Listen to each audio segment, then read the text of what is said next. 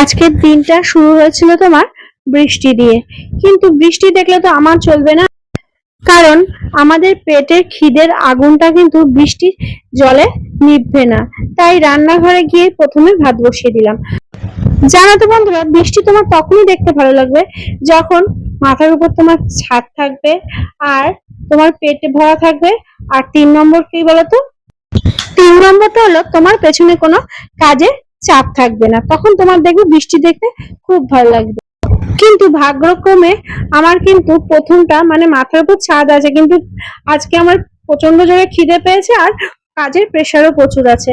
তাই সকালে চিনির পরোটা বানিয়ে ফেললাম পেটের আগুন নিভানোর জন্য। তারপরে চলে গেলাম তোমার ভাতটা উপর দিতে, কারণ ভাতটা আমার হয়ে গেছিল আর অন্য গ্যাসে আমার ডাল চাপানো রয়েছে। ভাতটা উপর দিতেই দিতেই হাসির বাবা এসে হাজির। বললো, কি গো, ডাল করেছো? আমি বললাম, হ্যাঁ ডাল তো করেছি। তা ও বললো, তাহলে ডালের সাথে একটু আলু ভাজা করো না। আচ্ছা ঠিক আছে। তো আমি চাটা বসিয়েছিলাম ইন্ডাকশনে, চায়ের মধ্যে দুধ দিলাম, তাই মানে চাটা খেয়ে নি, তারপরে করলে কি হবে? বলতে হ্যাঁ হবে।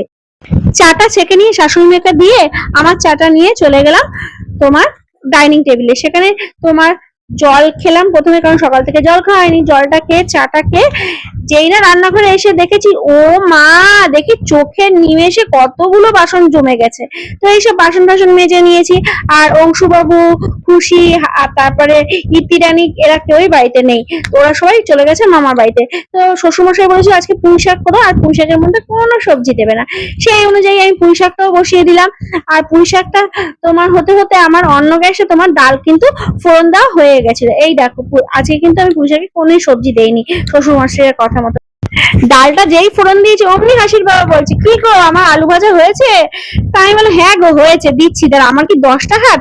তো হাসির বাবার আলু ভাজা রেডি টেডি করে নিয়ে তারপরে আমি আমার সকালের খাবার নিয়ে বসলাম। সকালের খাবার ওই ডাল আর আলু ভাজা দিয়ে সেরে নিয়েছিলাম। কালকে আজকে ছিল নিরামিষ আর আমি রুটিও করিনি।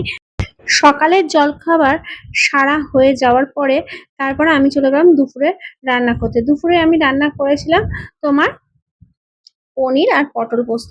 এইসব খেয়ে দিয়ে নিয়ে তারপর তো হয়ে গেল তোমার সন্ধেবেলা মেয়ে বায়না করলো, মা আমাকে ম্যাগি করে দাও।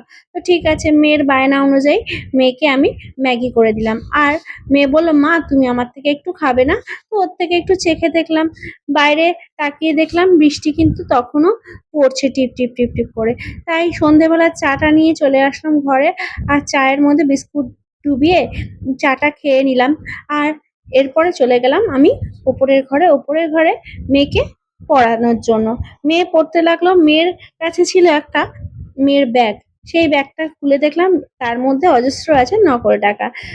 তো বন্ধুরা, এইভাবেই আমার আজকের বৃষ্টির দিনটা কাটলো। তো ভিডিওটা কেমন লাগলো কমেন্ট করে জানাতে অবশ্যই ভুলো না, আর অবশ্যই আমার পাশে থেকো তোমরা।